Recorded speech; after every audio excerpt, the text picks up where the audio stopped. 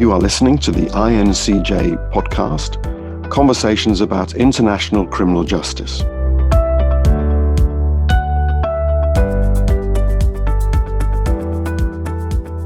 Hello, my name is Dr. Matthew Morgan, and I'm talking to you from the Australian Catholic University in Brisbane, Queensland, Australia.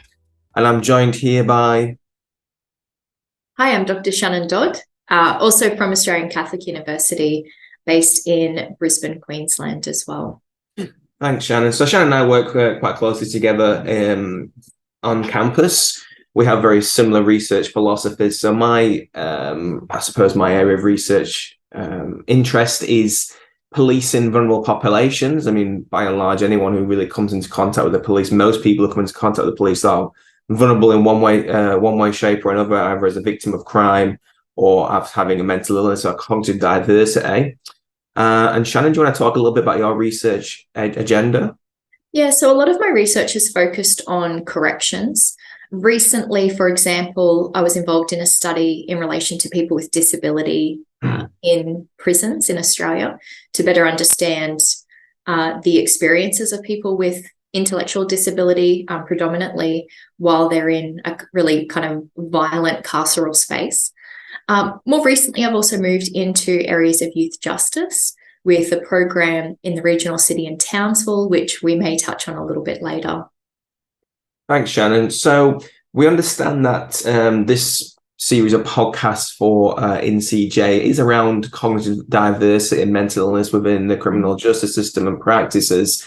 And it's kind of in the limelight quite at the moment, particularly here in Australia. I don't know, international viewers have probably heard this news as well, about this 95-year-old old lady with dementia who was tasered by a police officer in New South Wales in a home, and unfortunately she subsequently passed away as a result of those injuries. So we wanted to start today's discussion talking about that particular case study, and then we're going to kind of try and relate it to our own experiences with our research.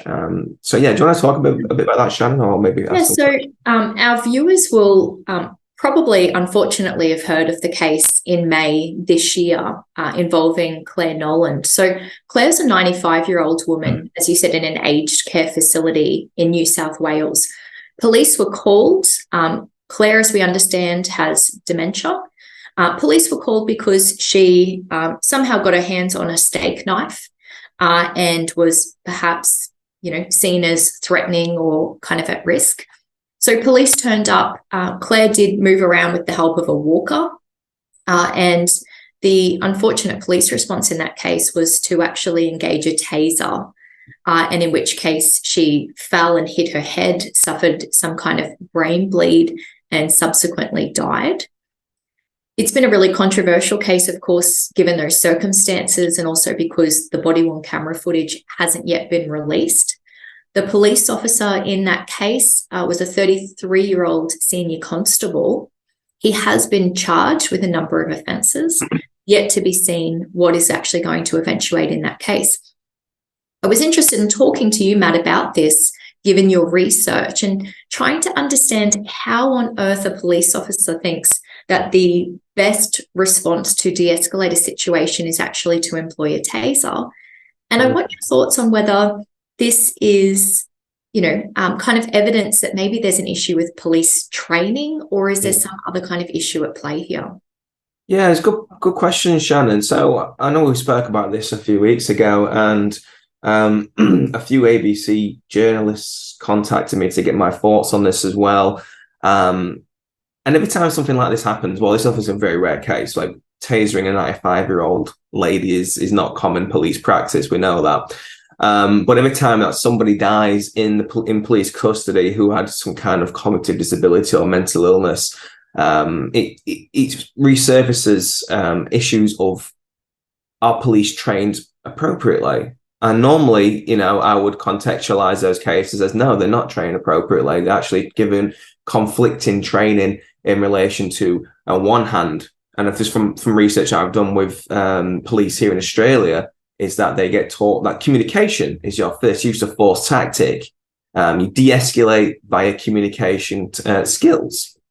But on the other hand, you also get taught that if anyone pulls an edged weapon, such as in this case, a bread knife, you first draw a firearm and then you talk. So communicating whilst you're got your taser pointing or your gun, as we have here in Australia, our police do carry guns, our general duties officers do carry guns. It's going to be pretty difficult de-escalating that situation when someone's not really compos mentis and they're not, staring down the barrel of a gun.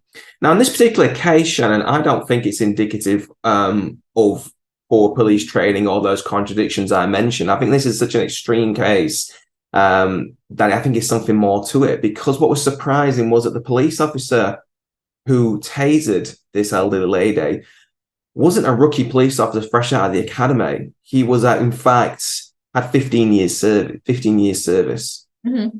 And from some of the research that I'd done with interviews with police officers around mental health response and de-escalating persons with mental illness and crisis, they tell you, what I found was that the more experience you have equates to the better you are at doing this job. So they say training is useless. The academy is useless. How I learned how to do this was through trial and error. You do it badly a few times and you realize maybe that forcing compliance and coercion are not the best tactics, because you're going to get your hands dirty. You're going to end up in situations like this. So through experience, police officers generally learn how to communicate effectively with people in crisis. So I was quite shocked to realize that this police officer had 15 years experience.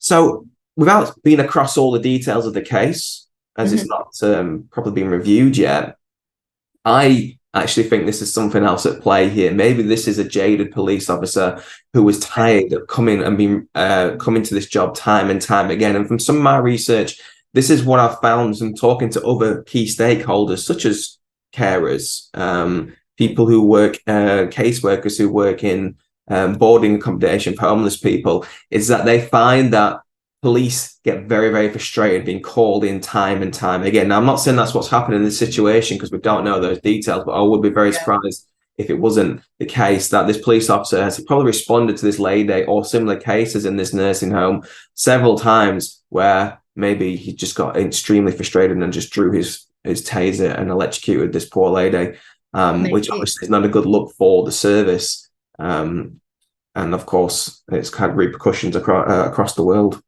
Yeah, definitely. As you said, we rely on police to keep the community safe, but also to appropriately use force and to be able to effectively de-escalate situations. And so it really does beg the question why a 95-year-old woman with dementia who relies on a walker or a walking frame to actually get around, how much of a risk she could have realistically posed. And surely there were other tools in that officer's toolkit, so to speak, that could have been used to more appropriately deal with that situation. Yeah, and that's it, Shannon. It begs the question of why did the carers call the police in the first place? Like, they would know that this lady is 95 years old, and really how much damage can she do when she's on a walk with a bread knife? Maybe you just retreat, just close the door. People will naturally de-escalate themselves. It can take hours, once they just get tired. So it begs the question of why were the police called to this situation? And is this really the police role? Because we've seen in the past few decades a re-identification of what the police role actually is, from going from a crime-fighting organization to now being a social services first responders to like de facto mental health responders. Because of the closure of the long-stay asylums and deinstitutionalization across the Western world, we haven't really reinvested those resources back into the community, so persons with mental illness and cognitive diversity can actually get the treatment they need in the community. And then there's the police who have to pick up the pieces. Now, this is a bit different, the case we're talking to, because this was in an institutional care setting, where you would hope that there are people there who know how to talk to this lady and know her well and know how to de-escalate and speak to her family and all the rest of it. So it's a very interesting case, and it's very unique in that sense. But when something like this happens, public trust and confidence of police is diminished and it's destroyed. And it's interesting to see the police response from here on, because So yeah, it is a very unique case that speaks volumes and has had repercussions, as we were saying earlier, for the trust and confidence in police in Australia. Certainly. So that was one case that we spoke about from May of this year that happened in New South Wales. But there was also another case that happened a bit closer to home for both of us here in Queensland. And it also happened last month in May 2023. Now, in that case, it was a 29-year-old First Nations man who was shot at home by police. They'd been called after some reports that he had stabbed his father in the hands. And they alleged that he approached police with a knife and they discharged, I believe, 3 shots and he ended up passing away, unfortunately. Perhaps the interesting part of that case was that just the day before that, authorities had been called. And so there was an awareness that this young man had some mental health issues. Whether or not police were aware of that or not, I'm not sure. But it just highlights that perhaps even in cases where police should know that they are about to enter a situation with someone with mental illness, things are still going terribly wrong. And it has, in that case, again, resulted in the death of that person. Is that type of case more kind of symbolic of the usual way that these cases can go when it comes to police? And why do you think that things can go so wrong? Yeah, it's a good question, Shannon. I think, thankfully, police shootings of anyone are quite rare in Australia. We don't really have the same problems they've got in the US, but we know that persons with mental illness are significantly overrepresented in all police fatalities and other custodial-related deaths. There's a couple of issues with this particular case that we can draw upon. First is the overlapping vulnerabilities and marginalisation. So you've got mental illness combined with indigeneity. So we know that the Indigenous community, communities in Australia have a significantly lack of trust with the police. And that's historic. We know that, policing started, the formal policing as we know it started in this country during colonisation to protect white settlers from Aboriginal and Torres Strait Islander people who are resistant to invasion.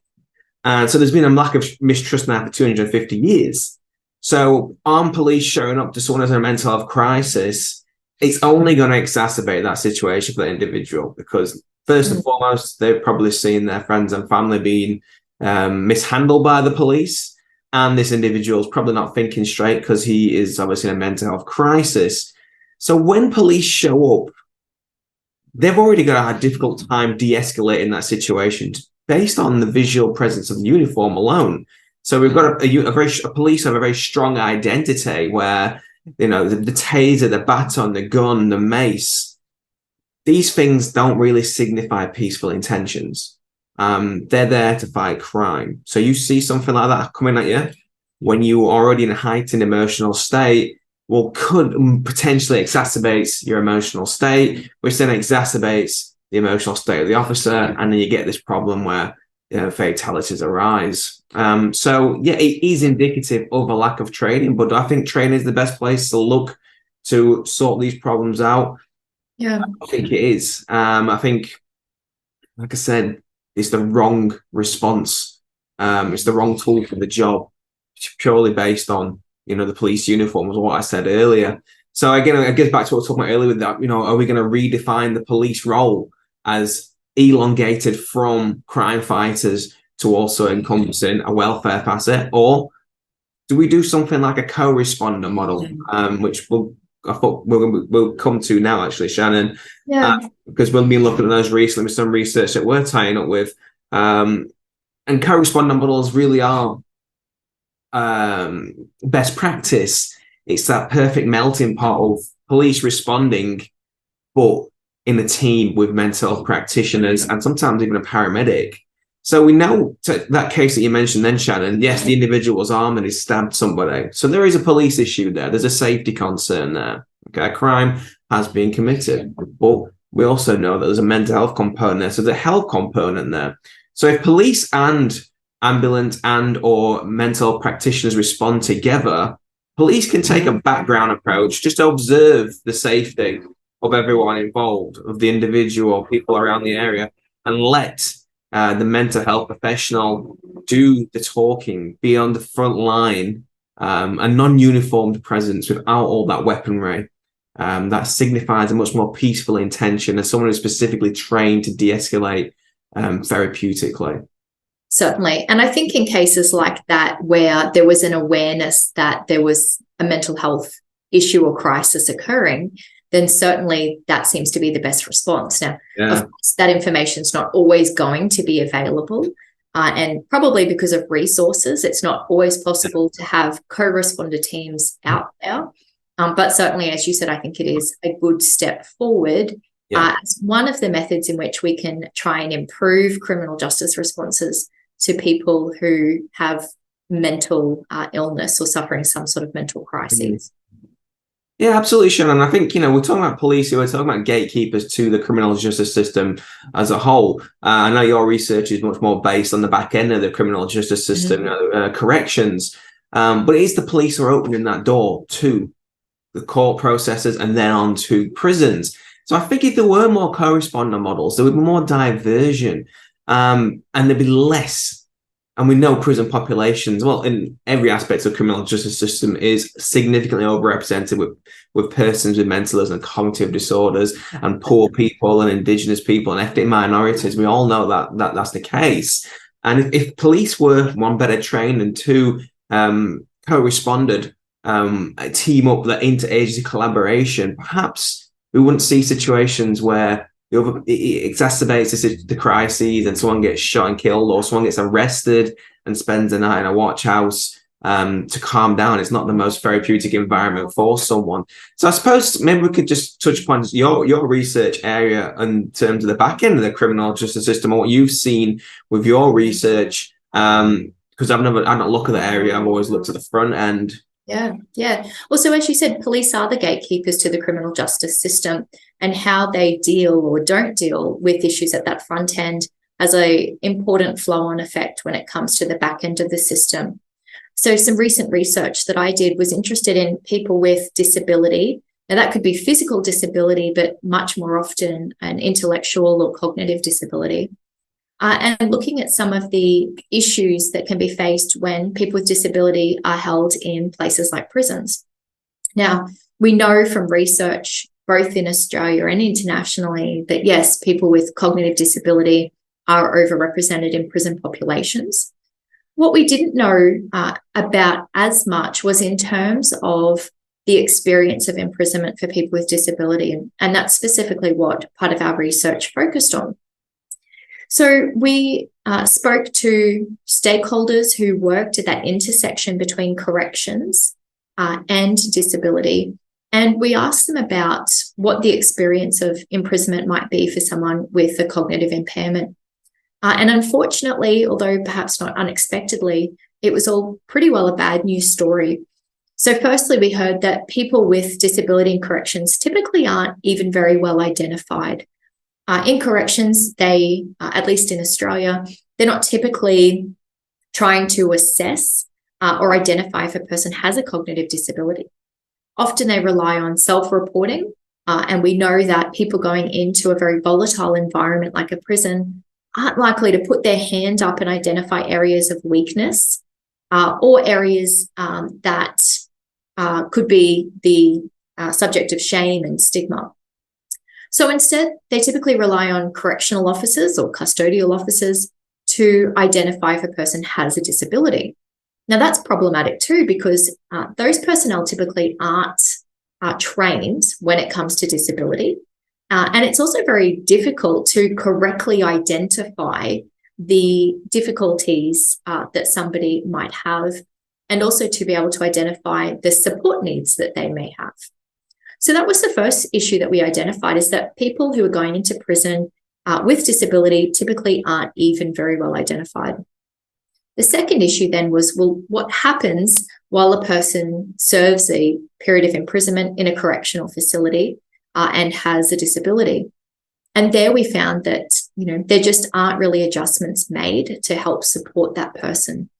What we did often hear was that there was a reliance on what interviewees would call kind of peer support workers, which were simply other prisoners who either out of the goodness of their heart or sometimes for more sinister reasons may assist a person with a disability to kind of adapt and manage in that prison environment. Now, of course, the concern is that that can raise a number of issues. It makes a person very vulnerable to abuse, neglect, or victimization. It also creates some power imbalances in an environment that I said is already very volatile, and that can leave somebody exposed to a range of different harms. So they were some of the big issues that we raised. Certainly the question that left for us was, why is more not being done to help people with intellectual disability while they are in prison? But perhaps even taking a step back from that, saying, well, why are so many people with a disability ending up in prison in the first place? Why aren't there supports in the community? Why is there not better identification, starting with police and with others, to identify these individuals and give them the support that they need, rather than thrusting them into these spaces like prisons, which themselves can be very disabling? So that's some of the research that I've done in that area recently in terms of the back end of the criminal justice system. Thanks, Shannon. There's some really interesting points there, because like we were talking about earlier with the deinstitutionalization of mental health services, prisons have now been labeled as, the psychiatric institutions of the 21st century. They're actually calling it reinstitutionalization or trans-institutionalization, where police are now serving as those who were once, those individuals in white coats who'd pull up in a van and take you off to the asylum, you'd never be seen again. The police are now fulfilling that role as de facto mental health practitioners, and maybe either one, through a lack of resources, are arresting persons with mental illness or cognitive disabilities, or two, most likely not really recognizing that, and then sending them through the court system, and then they'll be recognized then. As you said, then they get into the prison system, and they're not going to disclose that information because it's a sign of weakness. And then it's left up to the prison guards to then also be de facto mental health practitioners to try and identify these individuals who are in there, who may have a cognitive disability. And if they're in there for that reason, they committed an offence for that reason, then there is a lack of mens rea there. We know there's no guilty mind, there's no culpability. So it's that distinction that, again, from my perspective with the police, is trying to differentiate between disordered behavior and disorderly behavior. It's very tricky to do for a police officer. Can you train a police officer to be a mental health professional? I don't really think you can. Can you train prison guards to be mental health professionals? No, it's not. It's the wrong fit for it. So I think the grand narrative here is that not just looking at deinstitutionalization, but looking at the change of social economic policies and the rise of neoconservatism, not just in Australia, but in the UK and the US, where all problems now are seen as police problems. All social problems are seen as police problems. There's not really enough mental health services in the community to deal with them. And they're finding their way into, again, being reinstitutionalized into large prison environments, which basically are serving as the old standalone asylums from the past, which in Australia didn't really close down until the late 90s and the early noughties. But the idea of the deinstitutionalization came about in the 1960s, when there was, society was very different. It was wealthy. It was peace, love, and happiness. It was a lot more socialist than it is now. The welfare state was strong. Now we've got neoliberalism. When the process finished, that money was never reinvested into the community. And you don't have to speak to too many people who have family members with, or people who have serious mental health or complex mental health problems, say navigating that piecemeal system is an absolute nightmare. When people with complex mental health problems don't get the treatment that they need, and they begin to treat themselves with drugs and alcohol, that's when we get mental health crises and police getting called out to these problems and then finding their way into the prison system. Definitely. And it kind of goes back to some of the other research that we did in relation to that project on people with disability in prison. Here in Australia now, we have the federal system, the National Disability Insurance Scheme, the NDIS. And so that's there to fund that support for people who have the most complex needs in terms of disability. The interesting thing, though, was that research was really motivated by the question of, what happens to an NDIS package and that disability support if a person is in custody? And so that was something that we spoke to stakeholders working at that intersection about, and there was really no clear answer. And people said, look, yeah, on occasion, I've worked with an individual with a disability in prison. Some level of support has continued while they're in the care of corrections. But overwhelmingly, what we heard was that support ceases. It's like there's a big pause button that's hit.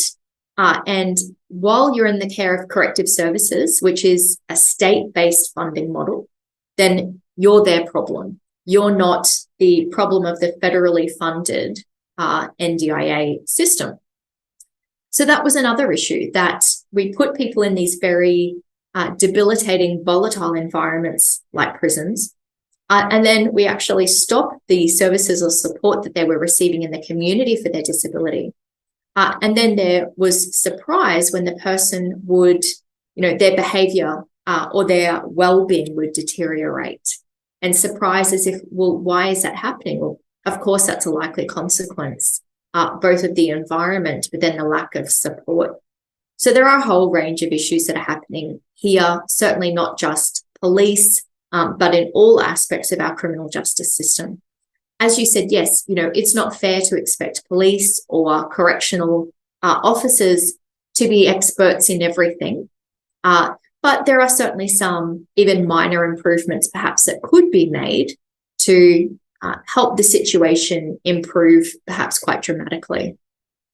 Yeah, thanks, Shannon. And I think I just want to change gears slightly here, because we've got about 10 minutes left, 8 or 10 minutes left to, along that vein, talk about the research that we've been doing up in North Queensland in a place called Townsville, because that is involved with vulnerable populations such as young Indigenous kids in relation to joyriding. And we know that a lot of these kids have cognitive disorders and come from very troubled homes and have very negative interactions and experiences and perceptions of the police.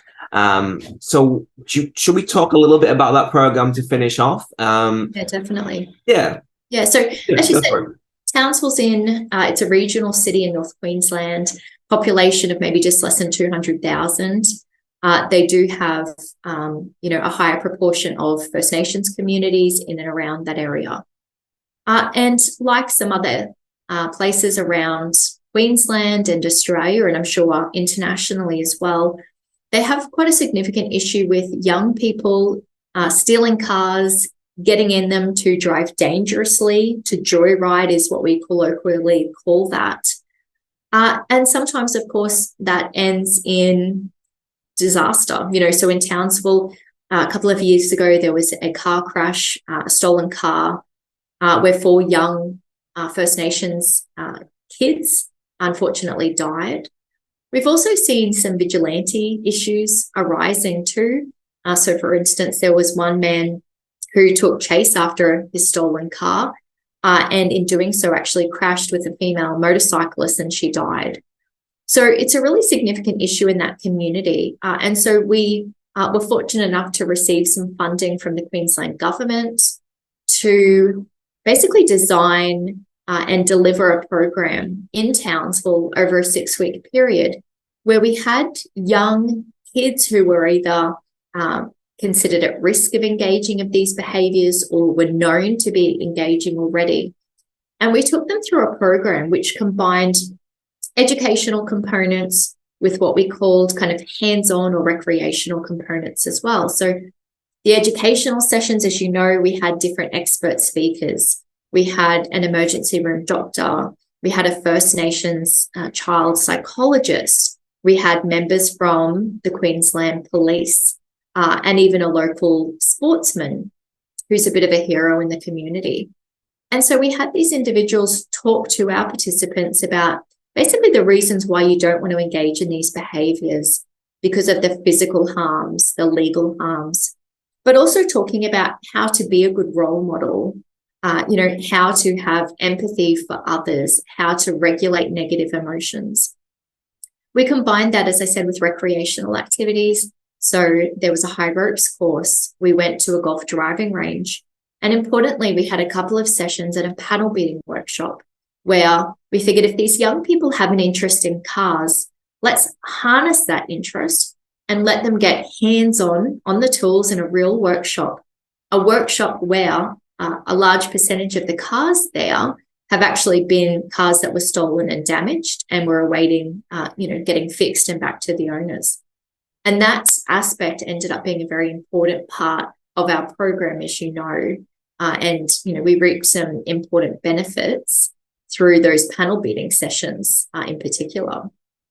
Yeah, and I was there for those panel beating sessions, and when we were doing our participant observation, and what we noticed was that with some of the kids that we were working with, those disadvantaged kids, a lot of them weren't attending school, or they're only attending flexibly at school.